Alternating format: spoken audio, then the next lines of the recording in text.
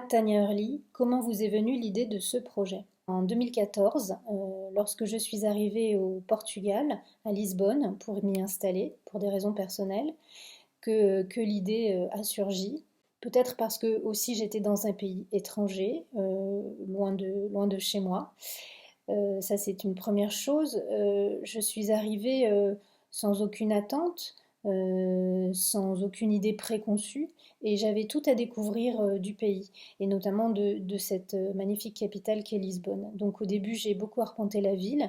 Je me suis souvent retrouvée au Puce, à Feira da Ladra, et j'ai pu regarder, contempler à loisir de nombreuses traces de leur passé, du passé des Portugais, des vestiges, sous forme d'enveloppes, de vieux magazines, de vieilles cartes géographiques qui étaient devenues caduques, et bien évidemment de vieilles photos comme on en trouve maintenant pas mal. Un peu plus tard, 3 mois après mon arrivée, j'ai trouvé toujours au Puce en fait cet album. Donc c'est un vieil album de famille des années 70 avec une véritable texture.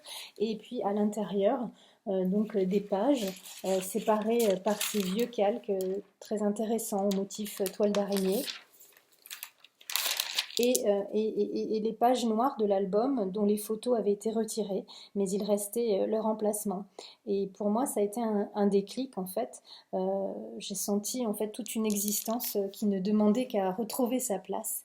Et j'ai trouvé alors ce support, voilà, a été élu comme le futur support de mon album de famille dont j'inventerai l'histoire. C'est l'histoire d'une diaspora aussi, c'est l'histoire d'un pays déchiré entre deux continents, l'Europe et l'Afrique, séparés par l'océan Atlantique, qui a été un océan de traversée, un océan littéraire, un océan musical, un océan poésie et aussi un océan de tragédie. Mais tout cela m'a inspiré une ébauche d'histoire de famille qui serait donc portugaise et qui se diviserait en deux branches, une européenne, une africaine. HBRQ, cet album est formidable. Comment avez-vous trouvé toutes ces archives anonymes? On a vraiment l'impression qu'il s'agit de la même famille d'un bout à l'autre. Merci. Merci à vous pour ce petit mot et cette question. Toutes ces archives anonymes qui sont constituées essentiellement de photographies de famille de différentes natures et parfois d'autres types de documents comme de vieilles enveloppes ou des cartes géographiques, proviennent en fait des puces de Lisbonne à 99%. Et puis je me suis énormément amusée avec les illusions d'optique pour créer des ressemblances, enfin recréer mentalement des ressemblances entre des personnages. Et pour chaque personnage, il a fallu créer plusieurs périodes de sa vie, donc de l'enfance jusque parfois un âge avancé. C'est le cas de mon héroïne principale, Fernanda, voilà, qui finalement traverse tout le XXe siècle. Et donc, depuis cette métropole, voilà, j'ai essayé de retracer un peu ses origines familiales. Et puis en face, sur le continent africain, il y avait une autre famille qui a pris corps, hein, qui est née en Guinée-Bissau. Donc ça, c'est parti d'une simple photo de paysage prise là-bas.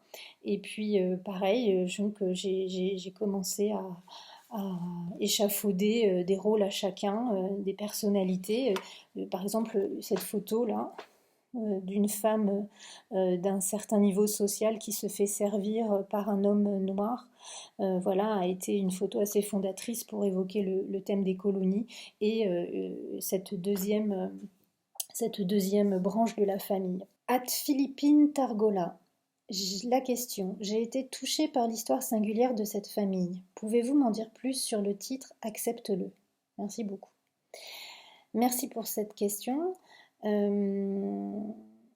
Effectivement, Accepte-le est un titre qui peut paraître énigmatique lorsqu'on ne connaît pas le livre. Donc en résumé, il s'agit d'une histoire de famille assez douloureuse.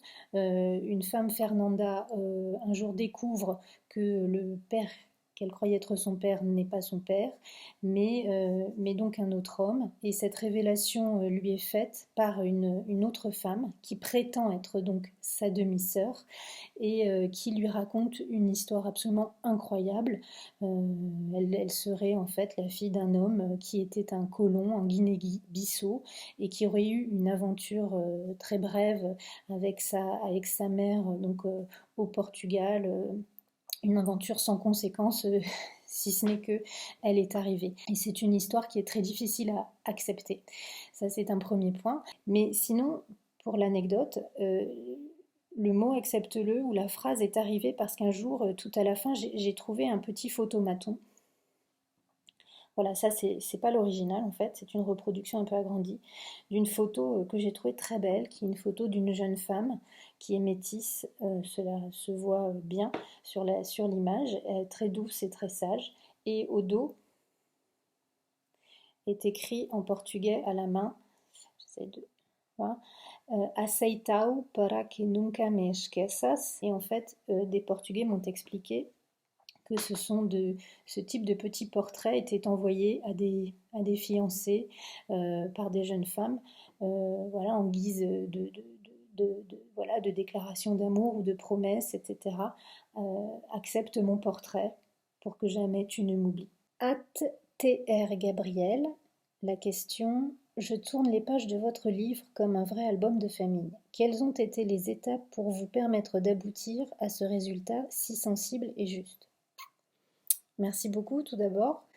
Bon, il y a eu énormément d'étapes, mais aucune n'a été prédéterminée. Rien n'a été prévu dès le départ en fait. Tout s'est fait au fur et à mesure, sans aucune échéance. En fait, tout a commencé sur une image simple, puis deux, puis trois, puis le hasard d'avoir trouvé l'album, puis et ainsi de suite.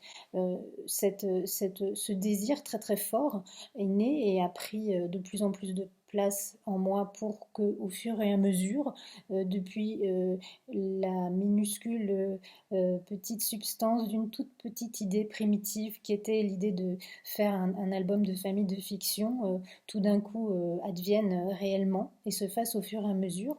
Donc les traces, puis la documentation objective, historique, vérifiée auprès de gens qui étaient bien informés, qui étaient des historiens et des anthropologues, voilà, ont été parmi les deux étapes les plus importantes qui se sont menées au fur et à mesure. Après, c'est un album de fiction, donc il y a à la fois une construction d'un album de photos comme un livre et une construction littéraire, puisque plusieurs voix se font entendre et à travers à la fois des lettres et des légendes. Et puis j'ai utilisé aussi beaucoup les choses que je trouvais écrites, préalablement écrites sur les photos, soit des dates, soit des petits mots, soit des informations qui se trouvaient au dos. Voilà, donc il y a eu une première année, on va dire, à l'état brut, où j'étais vraiment dans le côté complètement artisanal, fait main, expérimental, manipulateur des choses.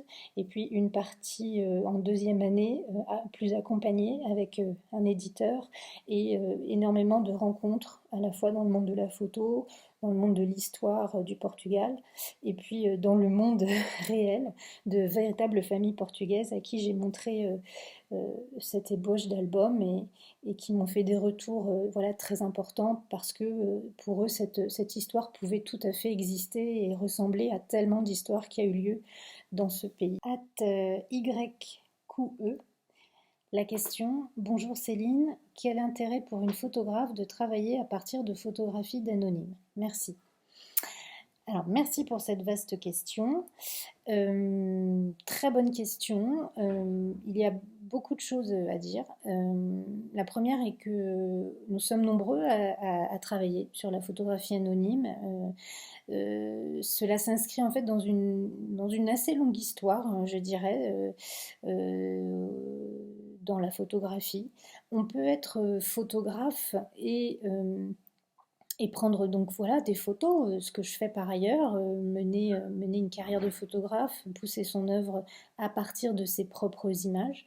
Mais on peut aussi prendre des photos en utilisant celles des autres. Prendre une photo, c'est aussi la saisir, la regarder, la tenir dans ses mains. Et moi, ça m'a donné des ailes pour mener un travail pratiquement de direction artistique photographique, ou comme au cinéma en fait. Je me suis fait mon film, j'ai dirigé les acteurs qui étaient des personnages en photo. Donc je pense que un photographe qui travaille sur des archives anonymes de cette manière-là contribue à sa manière, avec une manière sensible, subjective, extrêmement personnelle, à la compréhension du monde d'aujourd'hui, éventuellement du monde d'hier.